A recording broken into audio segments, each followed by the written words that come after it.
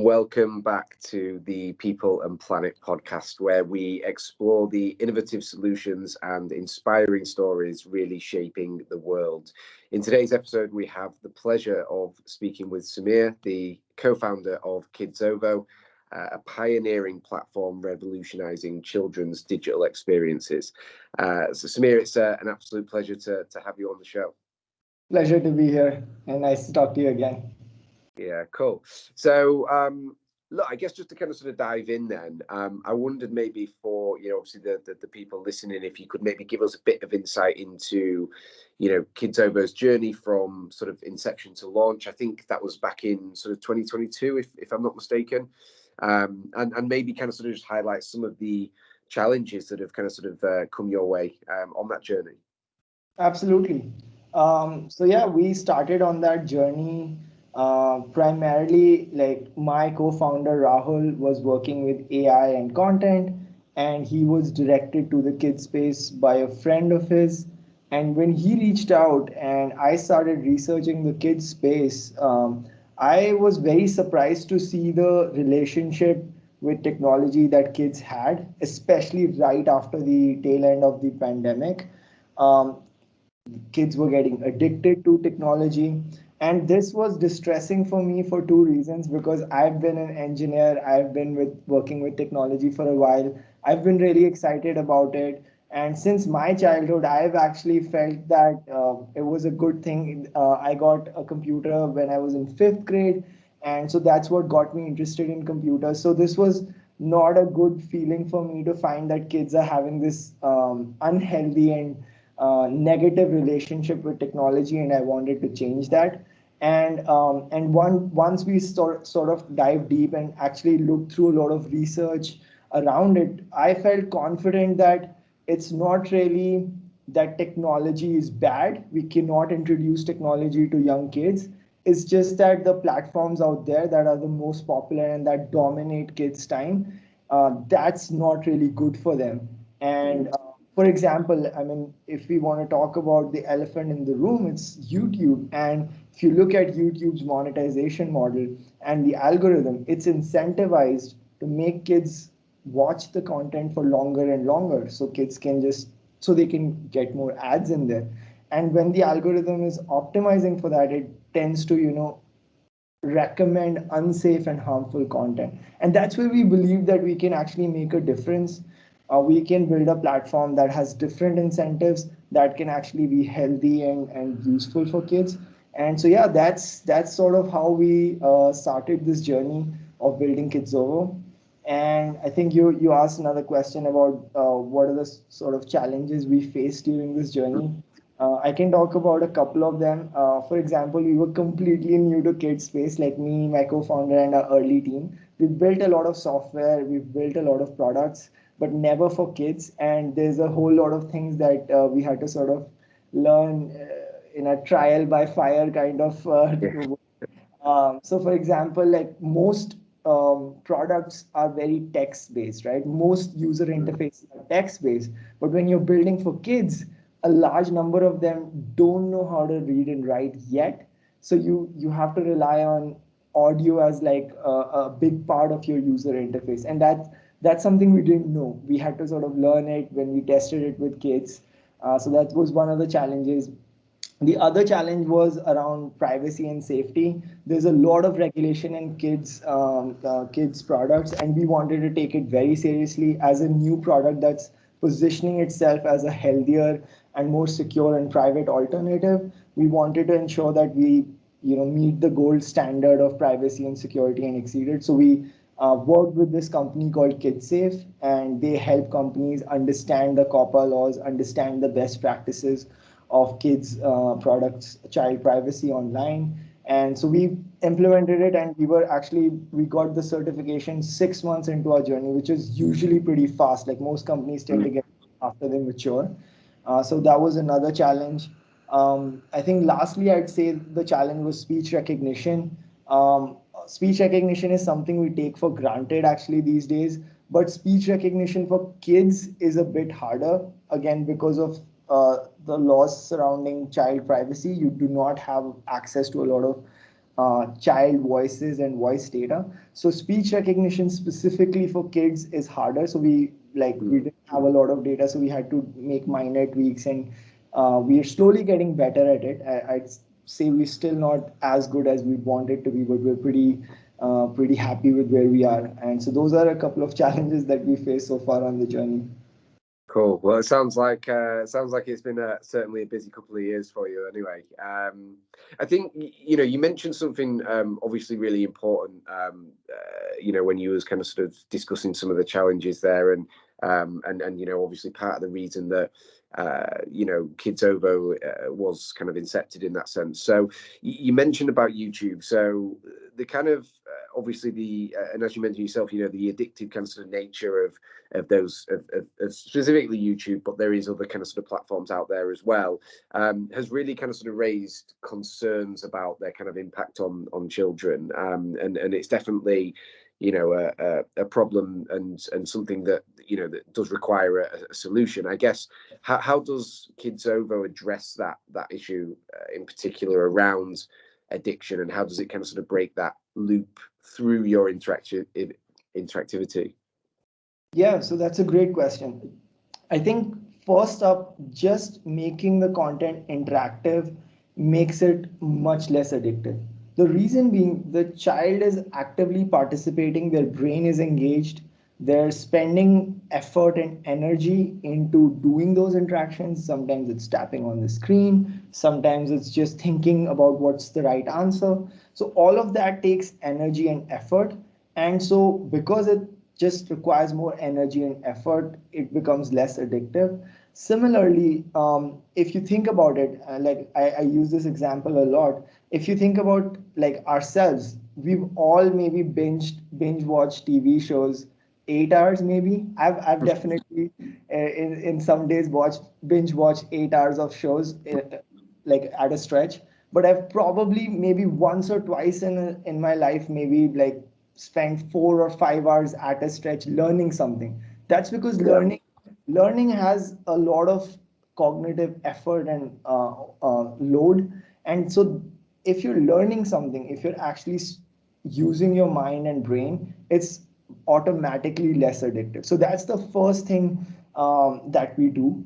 The other thing is curation. I think, like I mentioned about YouTube, there's this algorithm, and I think we work with a lot of fantastic content partners. They've created a lot of great content that does okay, that does well, but not that well on YouTube.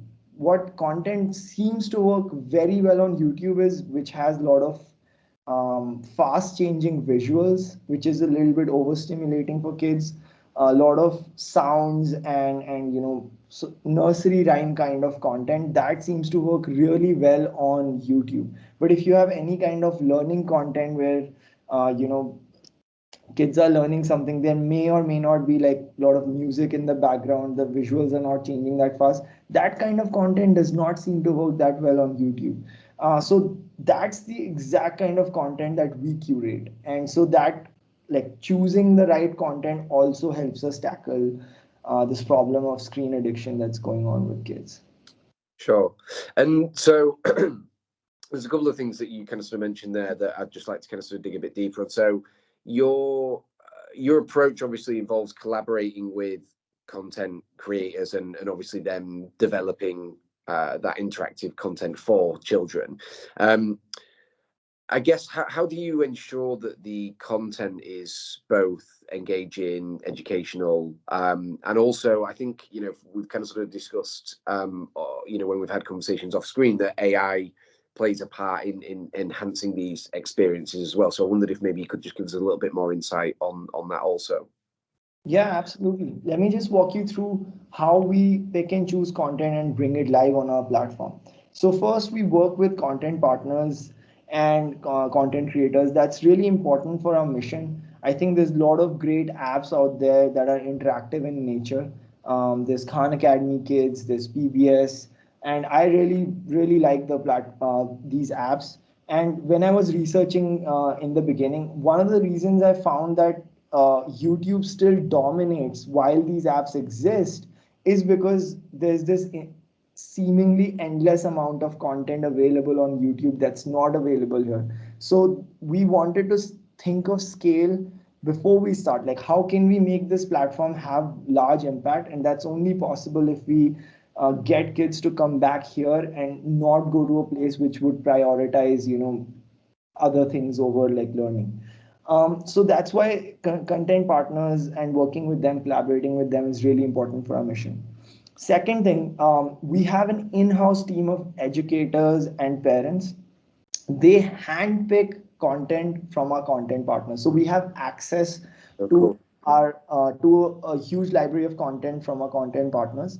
And then this team of educators and parents handpicks content that let's look at this content. They actually watch the entire piece of content and then they think, okay, this is where this content can fit. So our platform is currently marketed from 2 to 8 years of age. So they first figure out what's the right age bracket. Then they'll tag the content with topics and subject that where the content fits best. And after that, the process starts of turning it interactive. So right now, actually, the content creators do not turn it interactive. We actually turn it interactive in-house. So the Okay. educators find out what's the best spot to ask questions, what's the best format. We have a bunch of different formats. In some formats, kids would be presented with options. In some formats, there's just a video going on and there's objects on the screen that are used in questions. In I some see. cases, kids would just use their voice to respond. And so there's a bunch of different ways. And this is where our educator team decides these questions and puts it live on our platform. And then I think one last piece of question that you asked was around AI. So we're actually very excited about AI, and there's a lot of places where we can use AI. But being a kids-focused company, we have to be very, very careful where we use it. So there are two places where we use it very effectively today, and it lowers our cost of making content interactive. If you just look back maybe 5 to 10 years, making a video was getting cheaper and cheaper because of a lot of animation tools were out there, a lot of post production software came out, and things became like distribution software for maybe YouTube and other avenues. But making interactive content was still very expensive, and that's where I think AI can lower the barrier. So AI helps us, like if we have any questions, we can just speak out the question. So we use text to speech, I and see. so the child finds it as a natural way of communication. They don't have to read. A lot of them can't read. They're very young, and so they find it as a natural mode of communication. So we just enter text, and our AI can turn it into voice, and they can speak it out. And on the flip side, even kids can speak their answers, and we can turn that into text. That's where speech to text AI comes in. And so these are two places where we use it a lot, and it's worked really well. We've ensured it's safe and it works really well. But there are other places where we are starting to experiment with AI, but we're moving slow because we want to ensure safety. One is Sure. where we turn the content interactive itself. So the questions that we ask and the places where we ask questions, we've actually used that data generated by our educators and fed that into AI. And now AI has started to suggest questions. So now we can tell our internal models that, hey, this is a video. Can you turn it interactive? So it's going to start giving you a list of suggestions that, hey, at this point, why don't you ask kids this question? And why don't you use this format of asking questions? So Well, this is a place where AI is actually reducing the time it takes for us to turn any piece of content interactive, but we still have a human, an educator looking at the questions and approving those questions. yeah, sure. And so Wow. yeah, it's one place where we're very excited to experiment with AI. Yeah, that sounds really cool. And so you've mentioned a couple of times now, and obviously kind of sort of gave us a bit of insight there around that kind of sort of speech recognition. Obviously, that's a pretty unique feature, I think. Allowing children to respond just using their voices.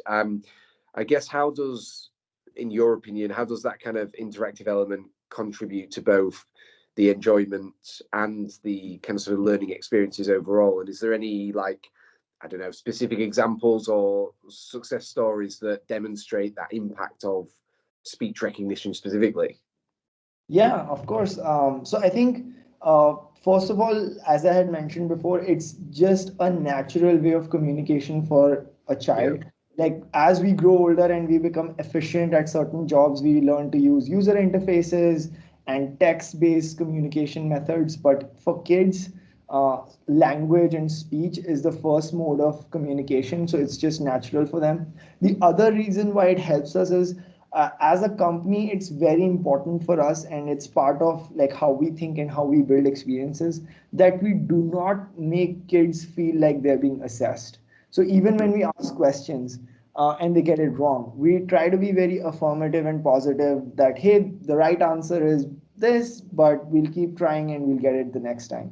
And so speech recognition helps with this a lot. Kids actually, in our current educational system, kids from a very young age are sort of exposed to assessments, exams, and whatnot. So the mind, even from a very young age, begins to look at certain things as assessments or tests. So if I'm presented with, a fill in the blanks kind of format, or, I'm given a bunch of options. So speech also helps us with that kids almost feel like it's a fun thing. I'm talking to a friend or a buddy, and it's a fun thing. It's almost like a game that I'm playing. And so it helps keep it fun and relaxed.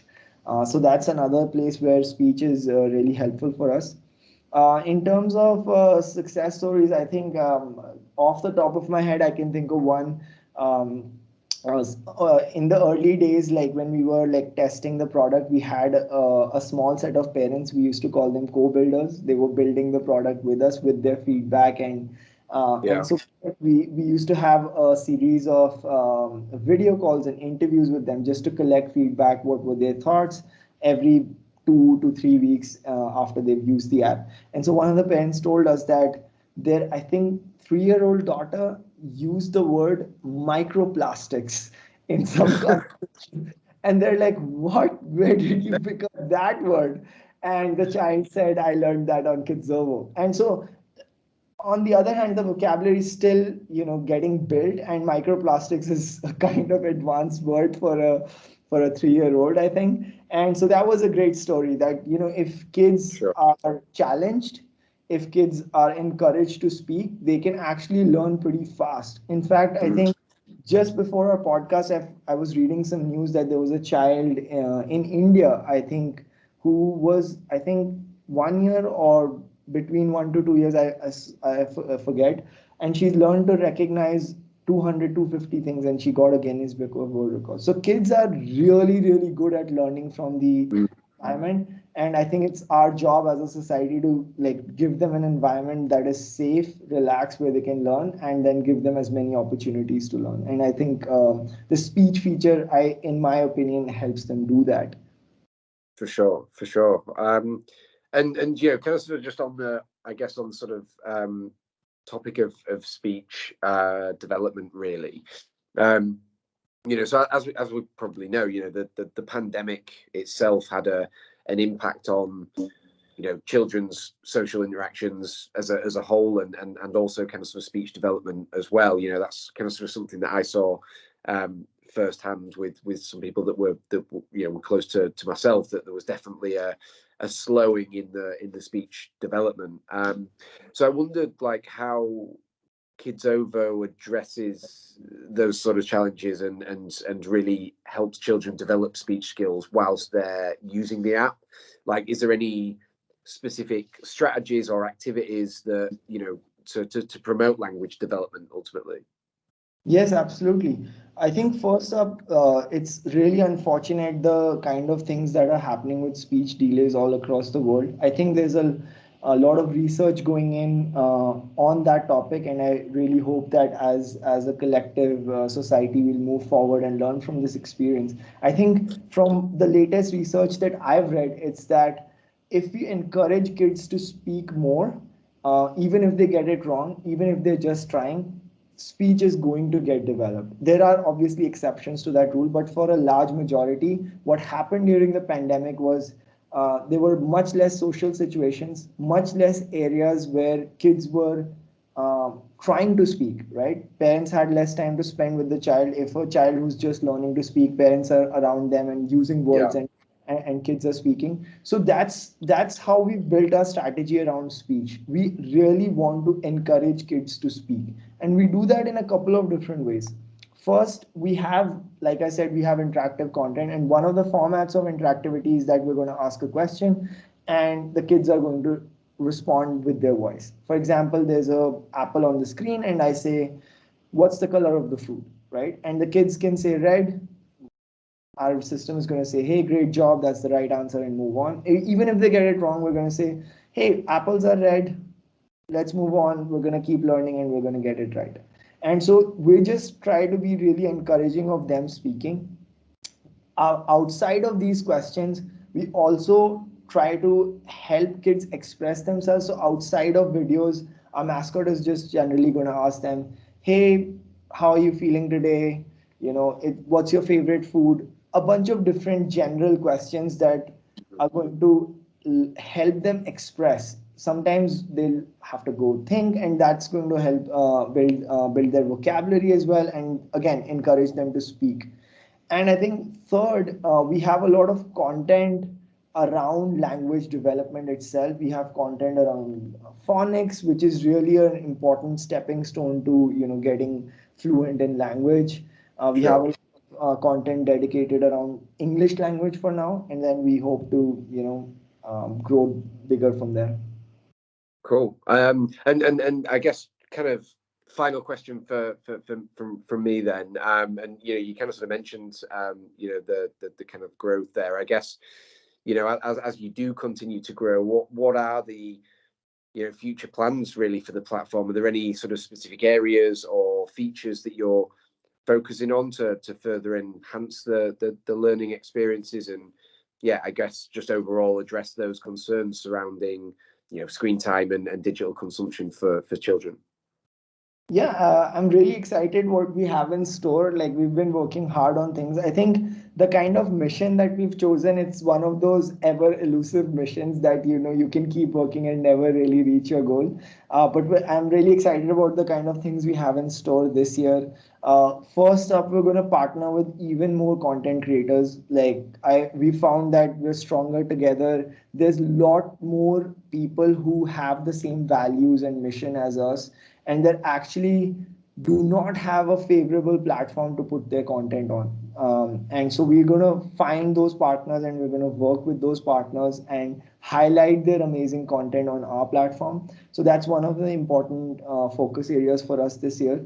The other one is adding more interactive elements. I think there's a new one in the plans where it's kind of like a puzzle. One of the things that I used to do growing up was we had jigsaw puzzles, starting with like really simple ones to like really complex ones, and you could spend a lot of time. And it I think for me personally, it helped me learn the value of persistence. Some of those large ones take a lot of time and you can get stuck, but it helped me learn persistence. So that's one new interactive element that we're going to add very soon, and we have around 5 to 6 new interactive elements that we have plans to launch this year. And then third thing is parents are an important part of the kids learning journey. So we have a few features planned for parents specifically on our app. One that we launched very recently in the parent section of our app, it helps parents understand where kids time is being spent. For example, some kids tend to focus a lot on cars, right? Some kids tend to focus a lot on space. As a parent, I've talked to a lot of parents as part of this, and one of the things that I consistently hear is that I want to understand where my child's interests lie so that I can encourage them and help my child reach their full potential. And so I think this new feature is going to be really helpful for parents. They can see how their interests are changing. For example, they've been spending a lot of time watching content around space, but now it seems to be changing, or maybe it is consistent, and they can find out what are the areas near the house which encourage that kind of interest. So that's another area that's very important to us. We have a few more features centered around strengthening the bond between parents and their kids, and helping parents be part of their learning journey. So those are three major areas that we're going to be like focusing this year. Cool. Excellent. Well, look, I guess everyone, thank you for joining us on this really insightful journey with Sameer, obviously the co-founder of Kidzovo. His innovative vision and dedication to transforming children's digital experience is really an inspiration to us all. So please stay tuned for more thought-provoking discussions on how we can better the world for generations to come. Please don't forget to subscribe, drop a like or comment to the People and Planet podcast for future episodes. Until then, stay curious and keep innovating. Sameer, thank you so much. It's been an absolute pleasure to have you on the show, and really, really intrigued to watch the continued growth of the business. Thank you. Thanks for having me. Thanks. Cheers. Cheers. Bye-bye.